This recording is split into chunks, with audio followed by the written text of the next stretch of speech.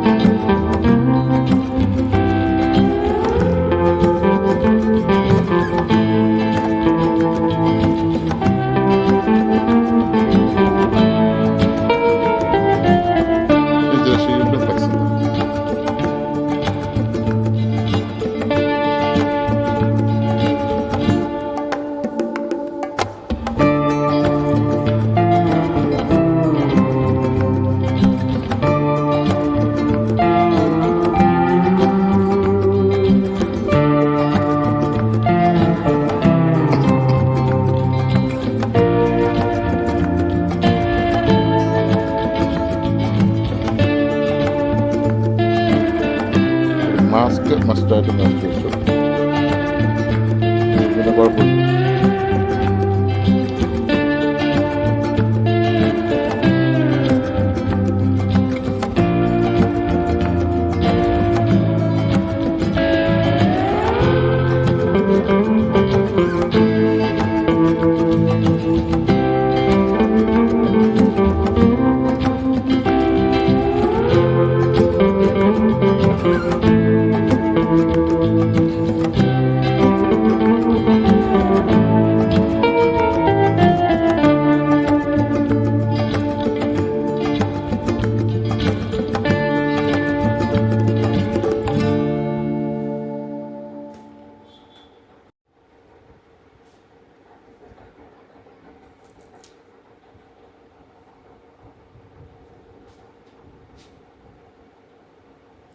എൻ്റെ ബോർഡിലൊക്കെ ഒത്തിരി പഴക്കം കാരണം സോൾഡറിങ്ങൊക്കെ ഒത്തിരി വിട്ടുമെല്ലാം ഇരിപ്പുണ്ട്. പിന്നെ അതെല്ലാം നമ്മൾ കറക്റ്റ് ചെയ്യണം. പിന്നെ അതിൻ്റെ എല്ലാ സാധനങ്ങൾക്കും പുതിയ ലെഡ് ഇട്ട് കൊടുക്കണം. കംപ്ലീറ്റ് അന്നിടുന്ന രംഗമാണ് കാണുന്നത്.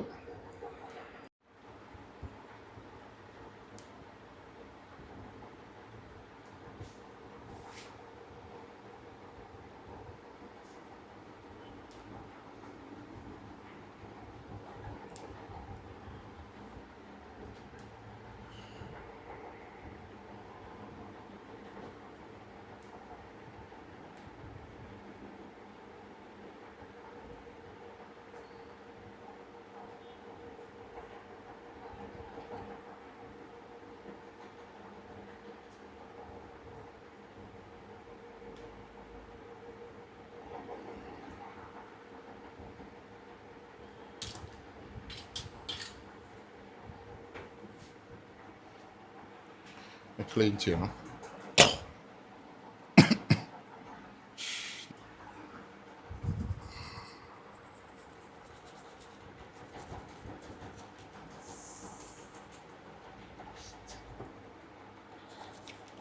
നമ്മൾ പുതിയ ലെഡ് ഇട്ട് സോൾഡർ ചെയ്തതിന് ശേഷം എല്ലാം നമ്മൾ നല്ലപോലെ ക്ലീൻ ചെയ്യണം. അത്യാവശ്യമാണ്. കാരണം ഫ്ലെക്സ് ഒന്നും അതിൽ ഇരിക്കരുത്. ഫ്ലെക്സ് ഇരുന്ന് കഴിഞ്ഞാൽ അതിൻ്റെ ലൈഫിനെ അത് കൊണ്ടുപോകാനും ബാധിക്കും.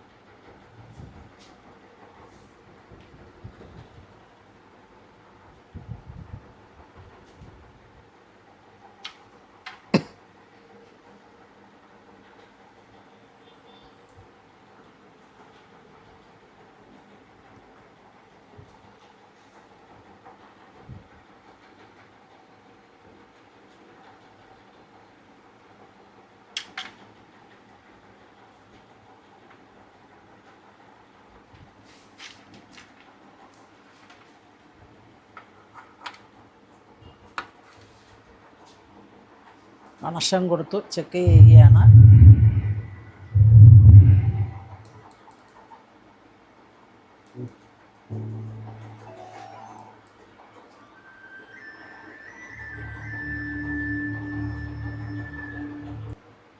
അല്ല ഓക്കെ, നീ സ്പീക്കർ അയച്ചു. നിനക്ക് ഡ്യൂട്ടി തന്നിരിക്കുന്നു. ഇത് സാധാരണ D40യേക്കാളൊക്കെ ഇതിൻ്റെ ഒരു വ്യത്യാസം എന്ന് പറഞ്ഞു കഴിഞ്ഞാൽ ഇതിന് സ്വിച്ച് നോബ് ഈ ഇതേ തന്നെയാണ് മുറുക്കിയിരിക്കുന്നത്. അപ്പോൾ നമ്മൾ കറക്റ്റായിട്ട് വെച്ച് ഈ സ്വിച്ചെല്ലാം കറക്റ്റ് ഞെങ്ങുന്നുണ്ടോ എന്നൊക്കെ നോക്കണം. നോക്കിയിട്ട് വേണം നമ്മൾ ചെയ്യാം. പിന്നെ റിമോട്ട് വർക്ക് ചെയ്യുന്നവർ കുഴപ്പമില്ല, എന്നാലും നമ്മൾ സെറ്റേലും വർക്ക് ചെയ്യിക്കണമല്ലോ. പിന്നെ ഇത് പവറിൻ്റെ സ്വിച്ച്, ഇത് NFC near field connection. Sony കണ്ടുപിടിച്ച ഒരു സാധനം NFC ബോർഡാണിത്. ബ്ലൂടൂത്ത് പോലെ തന്നെ ഉള്ളതാണ് NFC. നല്ല ഇതാണ്. നമ്മൾ ഈ സാധനം ഉണ്ടെങ്കിൽ നമ്മുടെ ഫോണിലുണ്ട് NFC ഉള്ളവന് ഇതിൻ്റെ അടുത്ത് കൊണ്ടുവന്ന് ഒന്ന് ടാഗ് ചെയ്താൽ മതി, അന്നേരം തന്നെ NFC കണക്ഷൻ ആവും. ബ്ലൂടൂത്ത് പോലെ സെർച്ച് ചെയ്യാനൊന്നും നിൽക്കണ്ട. നിയറസ്റ്റ് കണക്ഷൻ അടുത്ത NFC ഓൺ ചെയ്ത് നമുക്ക് ഏതാണോ നിയറസ്റ്റ് ഉള്ളത് അവിടെ ടാഗ് ചെയ്ത് കഴിയുമ്പോൾ ആ കണക്ഷനുമായിട്ട് കണക്റ്റ് ആകുന്ന ഒരു നല്ല കണ്ടുപിടുത്തമായിരുന്നു. പക്ഷേ അധികം മുമ്പോട്ട് പോയില്ല.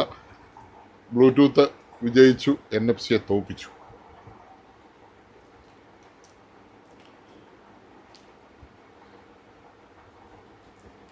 സത്യത്തിൽ ബ്ലൂടൂത്തിനേക്കാളും നല്ല NFC ആയിരുന്നു, എളുപ്പമായിരുന്നു. പിന്നെ ആ നിയറസ്റ്റ് പോകണം എന്നുള്ളൊരു പോരായ്മ ഉണ്ടായിരുന്നു. മറ്റേ ചില മാറിയിരുന്ന് വേണേലും ബ്ലൂടൂത്ത് നമുക്ക് ഓൺ ചെയ്യാം. അതുകൊണ്ടായിരിക്കാം എല്ലാവർക്കും ഏറ്റുപോകാൻ മടിയാണല്ലോ. അതുകൊണ്ട് ഏറ്റുപോകാതെ ഇരുന്നിടത്ത് തന്നെ ഇരുന്ന് ബ്ലൂടൂത്ത് ഓണാക്കിയത് കൊണ്ടാണ് ബ്ലൂടൂത്ത് വിജയിച്ചതെന്ന് ഞാൻ വിചാരിക്കുന്നു.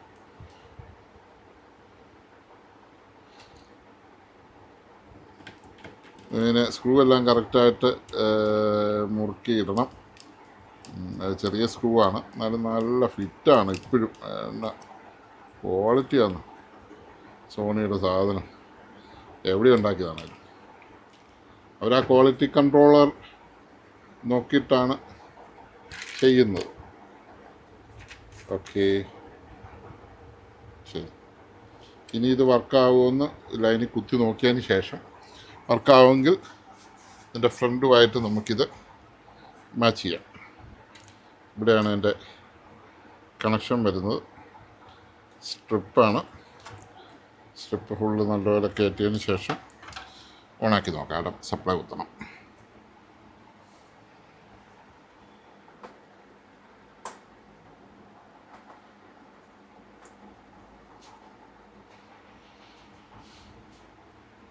പവർ ഓൺ ചെയ്യണം. എൻ്റെ പവർ ഓണായി. നേരത്തെ കണ്ടാകുന്നില്ല, എല്ലാ ലൈറ്റും കത്തി നിൽക്കുമായിരുന്നു. ഫങ്ഷൻ ഇത് ബ്ലൂടൂത്ത് അവർക്കായി.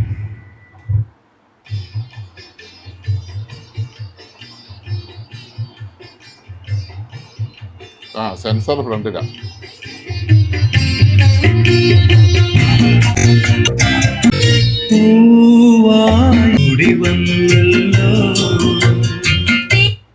ഓക്കെ ആയി.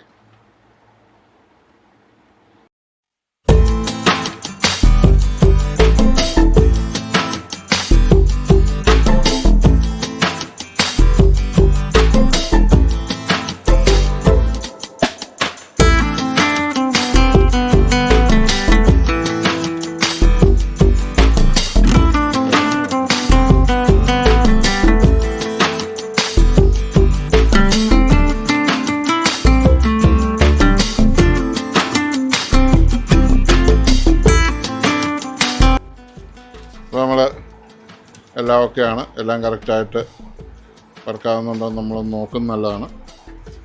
പിന്നെ NFC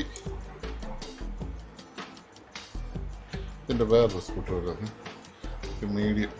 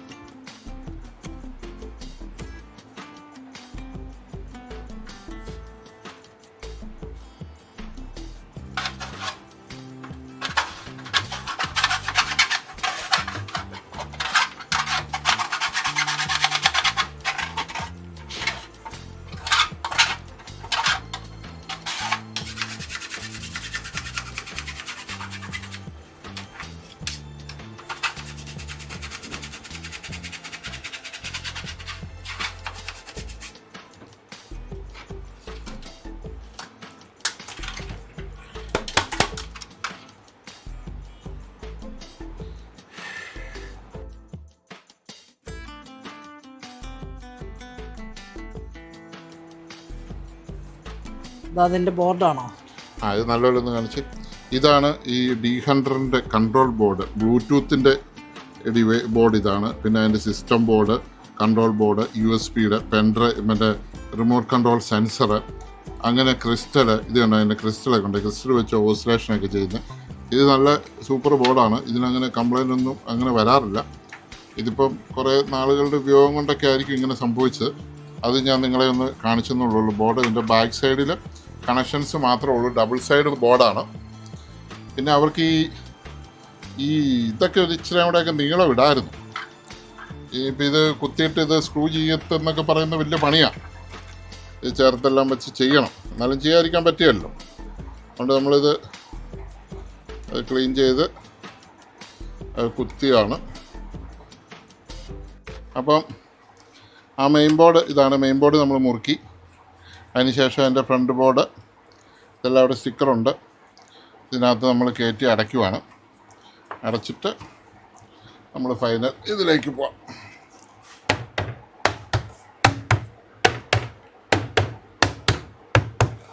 അടച്ചു. ഇനി നമുക്ക് ഫങ്ഷൻ TV USB. ഓക്കെ.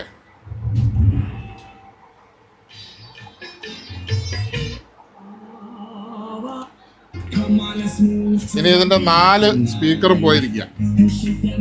4 സ്പീക്കറും ഇതിൻ്റെ പോയിരിക്കുകയാണ്. 4 സ്പീക്കറും പോയതാ. ആ 4 സ്പീക്കറും മാറാൻ പോവാം. 3 പൂർണ്ണമായിട്ട് പോയതാണ്. 4ാമത്തേത് ഇടയ്ക്കിടെ വിട്ടു പോകുന്നുണ്ട്. അപ്പം മാറുമ്പോൾ ഒരേപോലെ 4 മാറണം. നല്ല പക്ക 4 സ്പീക്കർ കിട്ടിയിട്ടുണ്ട്. മാറാൻ പോവാം. അത് കാണിക്കാം.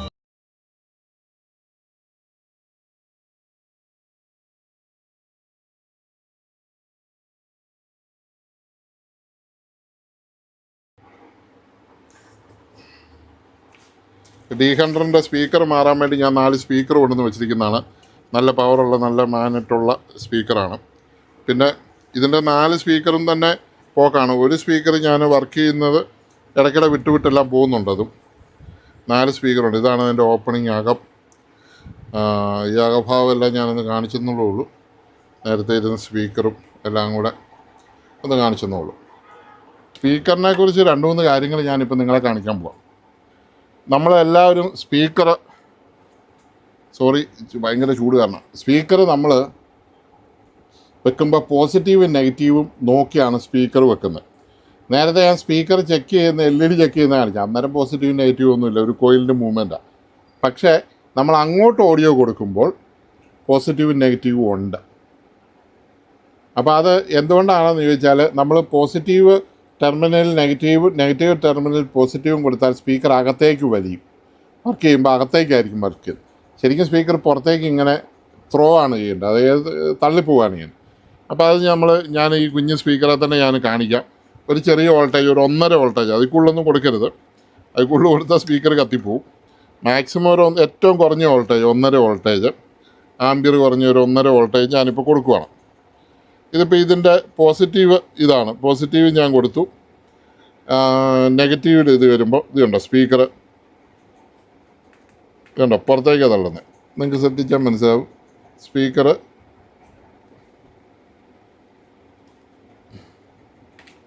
കണ്ടോ പുറത്തേക്കാണ് സ്പീക്കർ തള്ളുന്നത്. അപ്പോൾ ഇതാണ് അതിൻ്റെ പോസിറ്റീവ്. ഇനി നെഗറ്റീവ് അവിടെ കൊടുക്കുകയും പോസിറ്റീവ് ഇവിടെ കൊടുക്കുകയും ചെയ്താൽ ഉണ്ടോ അകത്തോട്ടാണ് സ്പീക്കർ വലിക്കുന്നത്. അപ്പോൾ അത് ഒരു സംഭവമാണ്. അപ്പോൾ എപ്പോഴും പോസിറ്റീവിൽ വേണം ഇത് കൊടുക്കാൻ. പിന്നെ പോസിറ്റീവ് കണ്ടുപിടിക്കാൻ ലെഫ്റ്റ് സൈഡിലായിരിക്കും എല്ലാ സ്പീക്കറിൻ്റെയും പോസിറ്റീവ്. അതായത് നമ്മൾ നേരെ സ്പീക്കർ വെച്ച് കഴിഞ്ഞാൽ ലെഫ്റ്റ് സൈഡിൽ പോസിറ്റീവും റൈറ്റ് സൈഡിൽ നെഗറ്റീവുമാണ് സാധാരണ 99% സ്പീക്കറുകൾക്കും വരുന്നത്. ഇനി 1% സ്പീക്കറിന് മാറ്റം ഉണ്ടോ എന്ന് എനിക്കറിയത്തില്ല.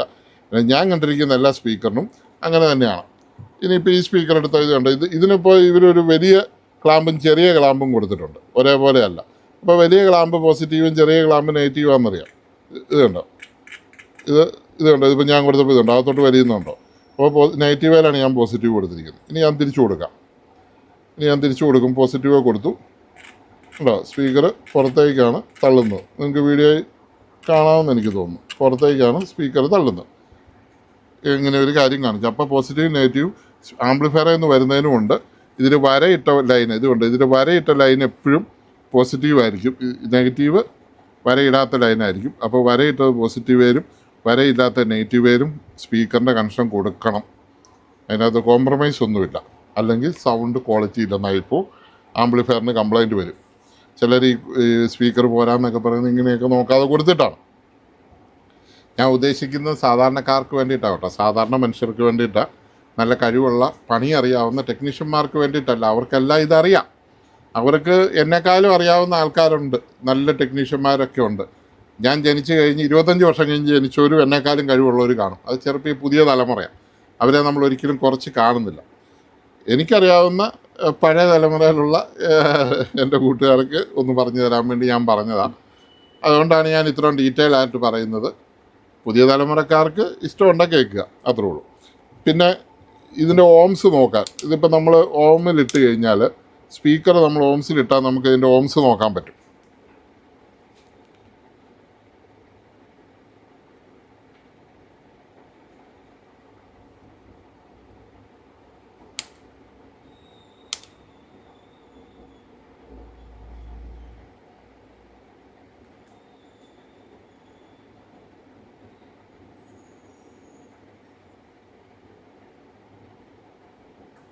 പിന്നെ ഞാനിത് പിടിച്ചിടുന്നത് ശരിക്കും ഇപ്പം പഠിച്ച ITI പഠിച്ചിറങ്ങുന്ന ഒത്തിരി പിള്ളേരുണ്ട്. അവർക്കൊക്കെ ഈ കോളേജുകളിലൊന്നും വലിയ പ്രാക്ടിക്കലൊന്നും കൊടുക്കാൻ വഴിയില്ല, അല്ലെങ്കിൽ അവർക്ക് ചെയ്യാനുള്ള അവസരങ്ങൾ കിട്ടാറില്ല. അവർക്ക് വേണ്ടിയിട്ടാണ് ഞാൻ ഈ കൂടുതലായിട്ട് ഈ ഡീറ്റെയിൽഡായിട്ട് ഇത് പറയുന്നത്. അപ്പോൾ പണി അറിയാവുന്ന വലിയ മെക്കാനിക്കുകൾക്ക് അത് ചിലപ്പോൾ ബോറായിട്ട് തോന്നുമായിരിക്കും. പക്ഷേ സാധാരണ പിള്ളേർക്കും പഠിച്ചിറങ്ങി ITI ആയിട്ട് പാസ്സായിട്ടുള്ള കുറേ പിള്ളേരുണ്ട്. അവർക്ക് ഒത്തിരി കാര്യങ്ങൾ നമുക്ക് അടിസ്ഥാനം കൊടുക്കാനുണ്ട്. അവർക്ക് നല്ല അടിസ്ഥാനത്തിൽ വളർന്നാൽ അവർ നല്ല മെക്കാനിക്കുകളായിട്ടോ അല്ലെങ്കിൽ നല്ല കമ്പനിയിലൊക്കെ വർക്ക് ചെയ്യുന്ന ആൾക്കാരായിട്ട് അവർ വളർന്നു വരും. അപ്പം നമ്മളെപ്പോലെയുള്ള അവരുടെ ചേട്ടന്മാർ വേണ്ട ഇതെല്ലാം അവർക്ക് പറഞ്ഞു കൊടുക്കാൻ. അതുകൊണ്ട് നമ്മൾ അത്രയും ഡീറ്റെയിൽഡായിട്ട് പറഞ്ഞു കൊടുക്കുന്നത്, സത്യസന്ധമായിട്ട് പറഞ്ഞു കൊടുക്കുന്നത്. നമുക്ക് ഈ സെറ്റിൻ്റെ ഓംസ്, സ്പീക്കറിൻ്റെ ഓംസ് നോക്കാൻ എന്നാന്ന് വെച്ചാൽ ഇതുണ്ടോ, മൾട്ടിമീറ്റർ എടുത്തിട്ട് സ്പീക്കറിൽ ഓംസിലിട്ട് നോക്കിയാൽ മതി. അപ്പോൾ അതിൻ്റെ ഓംസ് നമുക്കറിയാൻ പറ്റും. ഇതുണ്ടോ 4.3 എന്ന് പറയുമ്പോൾ അത് 4 ഓംസ് ആണ്. ശരിക്കും 4 ഓംസ് ഉള്ള സ്പീക്കറാണ് ഇത് വരുന്നത്. പിന്നെ ചില സ്പീക്കറുകളൊക്കെ നമുക്ക് എടുത്തു കഴിഞ്ഞാൽ പല പല ഓംസ് വരും. ഇപ്പോൾ 4.3 ചെറിയ വ്യത്യാസം എല്ലാത്തിനും വരുമല്ലോ.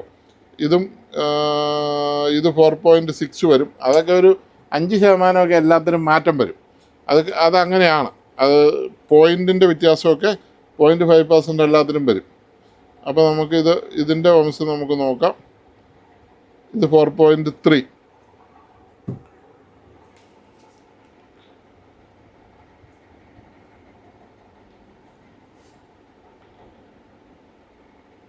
ഇത് 4.1. അപ്പോൾ ഒരു ചെറിയ മാറ്റങ്ങൾ ഓംസ് വരും. അപ്പോൾ 4 ഓംസ് ആണ് ആക്ച്വലി ആ സ്പീക്കർ. പിന്നെ വേറൊരു സ്പീക്കർ ഞാൻ കാണിക്കാം. ചില സ്പീക്കർ 8 ഓംസ് ആയിരിക്കും, 10 ഓംസ് ആയിരിക്കും, 12 ഓംസ് ആയിരിക്കും. ഇതിപ്പോൾ ഇത് ഉണ്ടാവും, ഇത് പോയ ഒരു സ്പീക്കറാണ്, പക്ഷേ ഓംസ് കൂടുതൽ കാണിക്കും. 10.6 ഓംസ് കാണിക്കും. സാധാരണ 8 ഓംസ് ഒക്കെ വരെയാണ് ഉള്ളത്. 10 ബോക്സിൻ്റെ 10 ഓംസ് കാണുമായിരിക്കും, എന്നാലും അത്ര ഓംസ് അത് കാണിക്കുന്നുണ്ട്. ഓക്കെ, അപ്പം 10 ഓംസ് കാണിക്കുന്നുണ്ട്. വിട്ടാൽ ഇതൊരു വലിയ സ്പീക്കർ ഞാൻ എടുത്തതാണ്. അതിൻ്റെ ഓംസ് എത്ര ഉണ്ടെന്ന് നോക്കട്ടെ.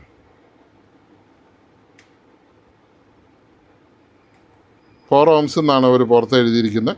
പക്ഷേ മീറ്ററിൽ അത് 4.7 ഒക്കെ കാണിക്കുന്നുണ്ട്. അത്ര വ്യത്യാസം വരുമെന്നുള്ളത് കാണിക്കാനാണ് ഞാൻ വെച്ചത്. ഇത് ഒറിജിനൽ സ്പീക്കർ തന്നെ, വൈൻഡ് ചെയ്തൊന്നുമല്ല. ഇതുണ്ടോ 5ഉം എക്സ് എന്ന് പറഞ്ഞാലും അത് കുറച്ചും കൂടെ ചെറിയ വ്യത്യാസമുണ്ട്. 5 ഓംസ് വരെ കാണിക്കുന്നുണ്ട്.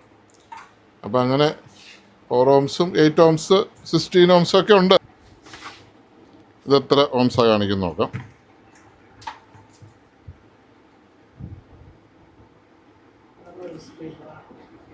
ഇത് കണ്ടോ, ഇത് 4 ഓംസ് എഴുതിയിരിക്കുന്നത്, പക്ഷേ 6 ഓംസ് കാണിക്കുന്നുണ്ട്. 5 ഓംസ് ഉണ്ട്, 5 ഓംസ് 4.9 അങ്ങനെയൊക്കെയുള്ള ചെറിയ മാറ്റങ്ങൾ കാണിക്കുന്നുണ്ട്.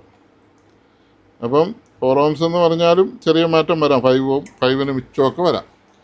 ഇനി വേറെ സ്പീക്കർ എവിടെ ഇരിക്കും നോക്കട്ടെ. ഒരെണ്ണോടെ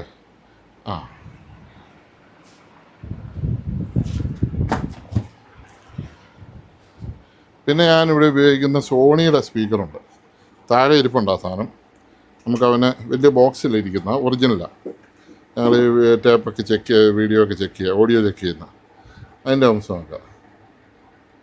അത് 6.8 ഓംസാണ് കാണിക്കുന്നത്.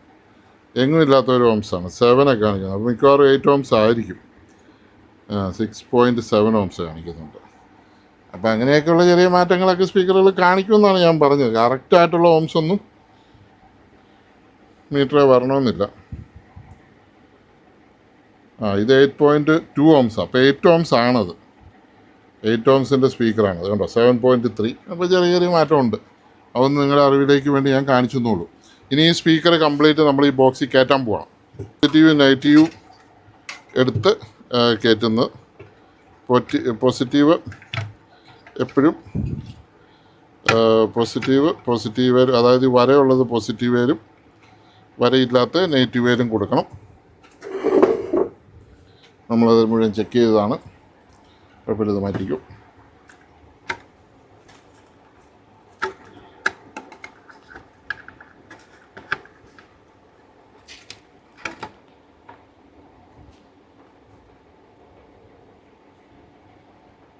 മാറ്റിക്കും.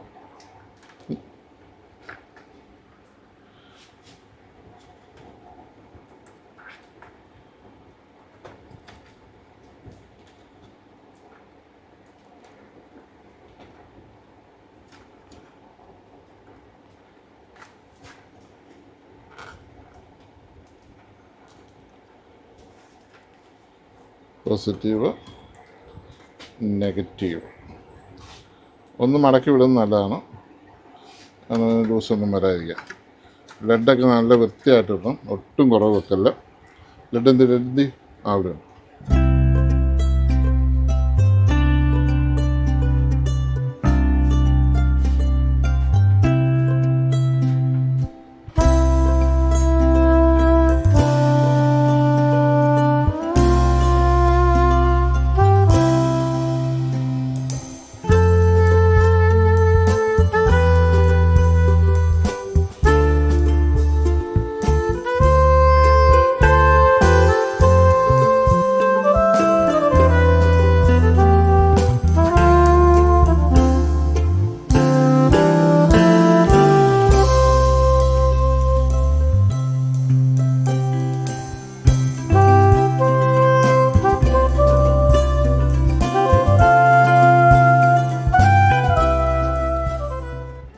നമ്മളത് കൂടുതൽ ലെഡിടുമ്പം പെട്ടെന്ന് നമ്മൾ മാറ്റരുത്, ഊരി പിഞ്ഞ് പോരും.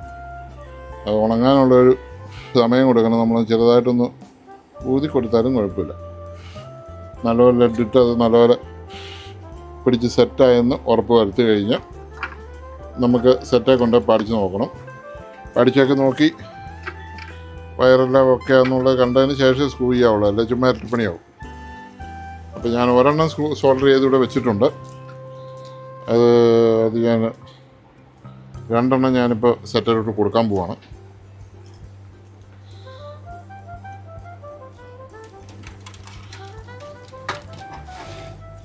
ഓൾറെഡി ഒരെണ്ണം കൊടുത്തു വെച്ചിട്ടുണ്ട്. രണ്ടാമത്തേതും കൂടെ ഞാൻ കൊടുക്കുകയാണ്. ഇപ്പോൾ 2 സ്പീക്കറായി. Home theatre ഓണാക്കട്ടെ.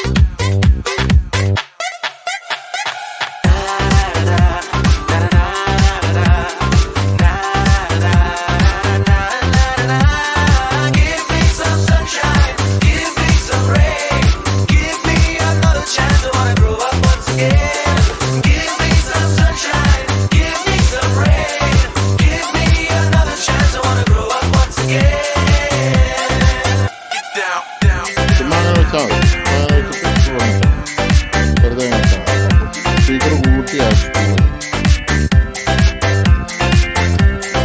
വെറുതെ സ്പീക്കർ വെക്കാം, പുറത്തൊന്നും വെക്കാം.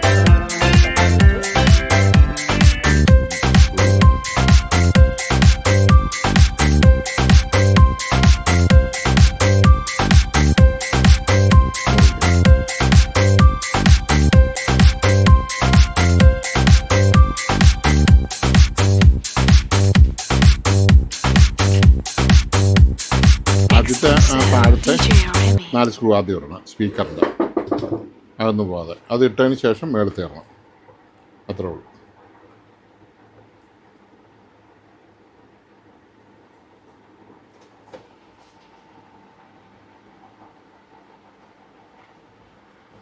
സ്പീക്കർ ഇത് മുറിക്കിയതിന് ശേഷം ഈ ഇൻസുലേഷൻ ടൈപ്പ് എടുത്ത് 6 തുള അടച്ചും വിട്ടാൽ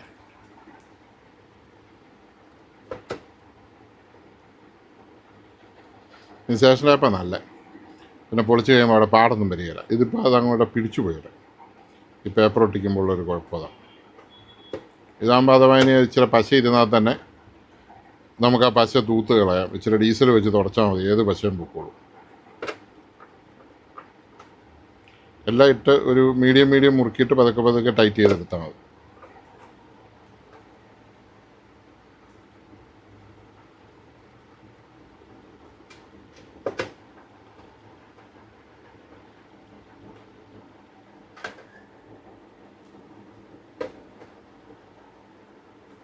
നീ ടൈറ്റ് ചെയ്തു, കുഴപ്പമില്ല. കമത്തിയിട്ട് തന്നെ ചെയ്തു. അത് പിടിച്ച് കഴിയുമ്പോൾ അത് നൂർന്ന് വരാനുള്ള ചാൻസ്. കമത്തിയിട്ട് തന്നെ കറക്റ്റായിട്ടത് ചെയ്തു. ഫുൾ ടൈറ്റ് ആകണം. ആ 4 എണ്ണം ആദ്യം ടൈറ്റ് ചെയ്ത് സ്പീക്കർ ടൈറ്റ് ആക്കുക. അതിന് ശേഷം മണ്ട ടൈറ്റ് ചെയ്യുക.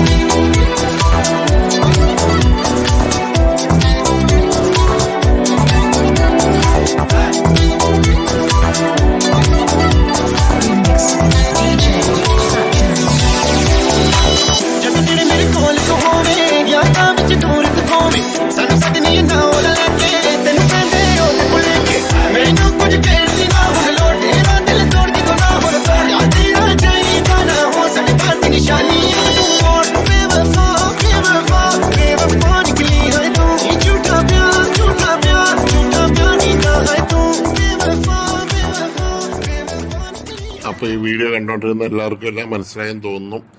അപ്പോൾ പഴയ ഒത്തിരി നാളായിട്ടാണേലും വർക്ക് ചെയ്യാതിരുന്നത്, ഒരു 3 വർഷമായിട്ട് വർക്ക് ചെയ്യാതിരുന്ന ഒരു ഹോം തിയേറ്ററാണ് നമ്മൾ റെഡിയാക്കി എടുത്തു.